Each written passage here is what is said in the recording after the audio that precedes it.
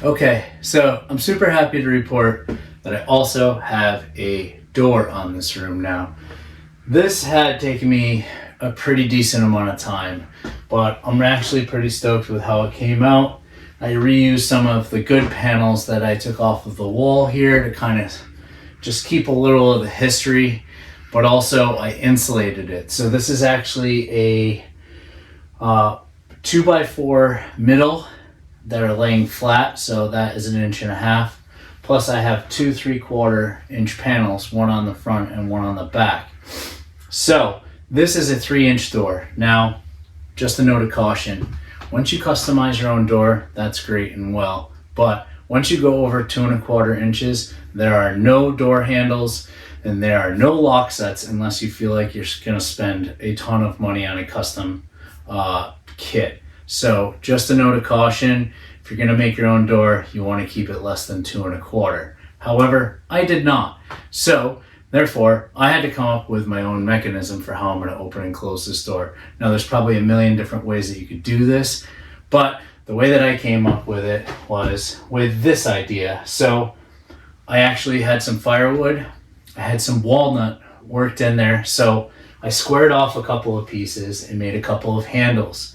So I cut a little keyhole here in the door, and now I have a slide that allows me to slide the handle open, and this allows me to gain access. And then this slides just this little panel here.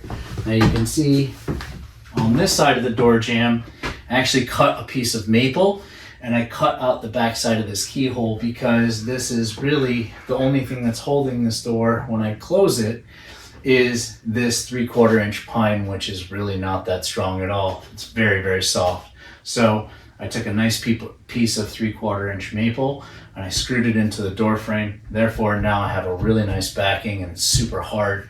So again, I don't really think anything's gonna be banging around on this, but it does give me a nice secure latch and cover.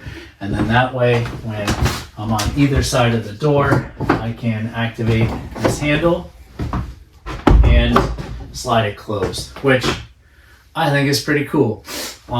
So that's where I landed on the door handle.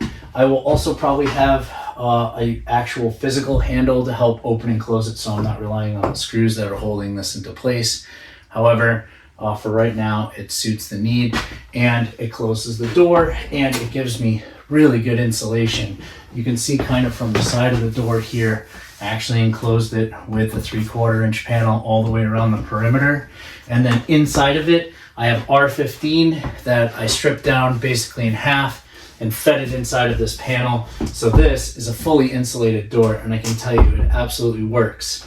Then, because this area is going to be for my cats stay, my barn cats, I put in a little cat door here, which they will slowly get used to, but it's magnetic, it closes, it's not made for a 3-inch door, but again, I don't care, it works, and I cut the hole, and it keeps the cold air out. So, for the most part, this room is now pretty well insulated. You can see I have insulation on all of the walls. I've sheetrocked, I have most of it, I have my stairs done, I have my panel done, and I have about 50% of the sheetrock done. I was mainly focused on delivering the sheetrock to a semi-completed state with at least screws and held into place so I could put in the last thing, which is this baseboard heater. Now, this is a massive upgrade from the little 3-foot heater that I had, and with a little bit of advice, I actually just chose to go with this Cadet. It's a 1500 watt hydronic heater. So although it is an electric heater, and yes, that's going to cost some money, it's hydronic, which means it has a fluid inside of it, much like you would on a forced water system baseboard heater. This is a 240 volt. So again, relatively low wattage for the requirement that it needed. I wired a thermostat very conveniently right next to my panel, so it was very close to drop the service in, and I keep it at a very low 50.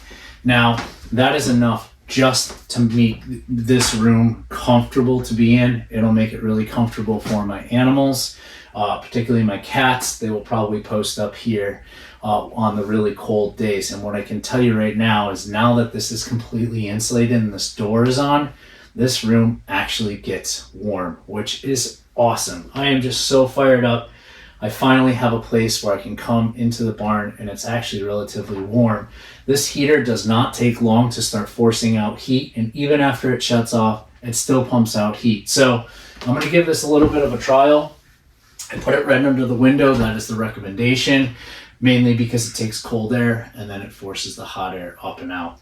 So we'll see. This is probably going to travel up my stairs, but again, I'm going to continue to work my way up into the insulation and up to the second floor, where I will slowly get to start enclosing the walls with sheetrock up there as well.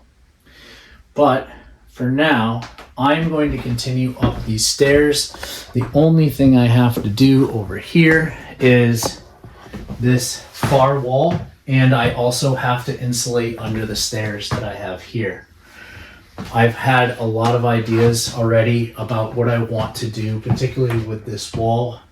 Obviously, I can't have a door here. I have a light switch. I don't want to take a whole wall up with a whole panel. So I'm thinking outside the box, and I might actually take that keyhole that I have for getting upstairs and enclose it with a shelf-like system. So you walk up the stairs and open it, much like you do when you walk up into your attic. That will allow me to insulate it, and that will keep the hot air down here when I'm not in my shop. And then that will keep this warm and those heaters from turning on and cycling and shoving all that hot air up the stairs. So this is an evolving process, but for right now, I am so close down here. As long as I get sheetrock on the walls, I can tape basically whenever I want, whenever the free time permits. But for right now, I have this completely enclosed, and now I have a warm working space. So I've checked the box. It's December 1st. We're getting up on that timeline, but now I have a new spot to come to, and I'm going to continue on with this series. So thank you for watching. Appreciate any comments, and follow along to see how the rest of it comes out.